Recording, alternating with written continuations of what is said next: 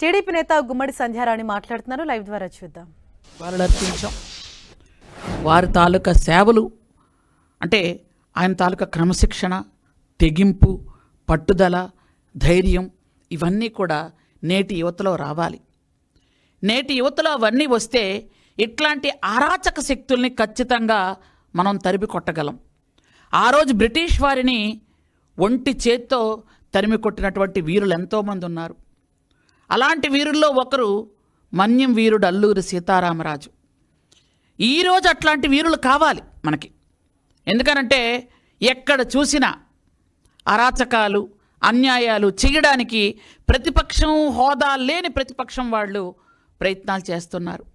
ఎక్కడ చూసినా మహిళల కించపరచడం, దళితులను అవమానించడం, దళితులను చంపేసి డోర్ డెలివరీ చేసేయటం, గిరిజనులను చంపేయటం, గిరిజనులు భూములు లాక్కోవటం, బీసీలకు చులకనగా చూడటం ఇలాంటి గత 5 సంవత్సరాలు జరిగాయి.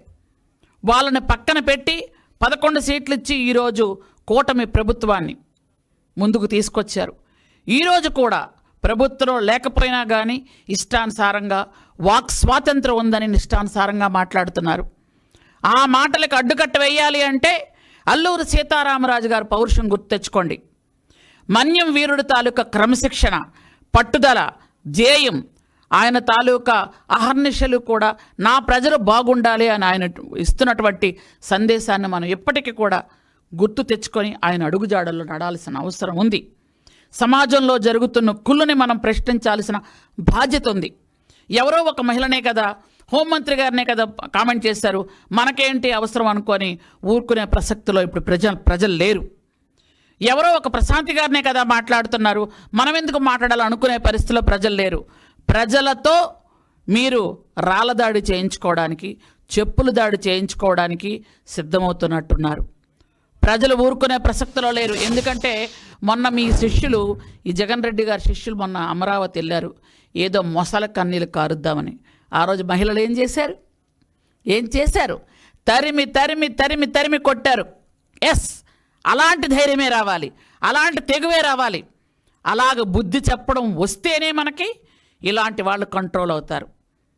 కాబట్టి ఖచ్చితంగా చెప్తున్నాము, మా మహిళలు అవమానించిన, నేను స్త్రీ శిశు సంక్షేమ శాఖ మంత్రిగా ఉన్నాను చెప్తున్నాను, మా మహిళలు అవమానించిన, మా మహిళలు ఎక్కడ చిన్నచూపు చూసినా, క్యాస్ట్ పరంగా కానీ, ఆ మనిషి బాడీ పరంగా కానీ, వాళ్ళ అలంకరణ పరంగా కానీ ఏ విధంగా కామెంట్ చేసినా ఊరుకునే ప్రసక్తి లేదు. ఖచ్చితంగా చెప్తున్నాము, చట్టం తన పని తను చేసుకుపోతుంది. చట్టంలో మరింత కఠినమైనటువంటి చర్యలు తీసుకోవాల్సిన అవసరం కూడా ఉంది. ఎందుకంటే ఇష్టానుసారంగా ఎలా మాట్లాడతారు మీరు? మీకేం హక్కు ఉందని మాట్లాడతారు? అసలు మీకు ఒక మహిళ గురించి మాట్లాడేటప్పుడు, ఇంట్లో మహిళల గురించి మాట్లాడితే ఇంట్లో మహిళలు ఊరుకోవట్లేదు, చీపురు తిరగేస్తున్నారు. బయట మహిళ మీరు సోదర భావంతో చూడకపోయినా పర్వాలేదు, ఇష్టానుసారంగా ఎలా మాట్లాడతారు? మీకు ఇంకా బుద్ధి రాదా? మీ నాయకుడికి బుద్ధి లేదు, మీకు బుద్ధి రాదా? కనీసం సభ్య సమాజంలో తిరుగుతున్నాం మనం.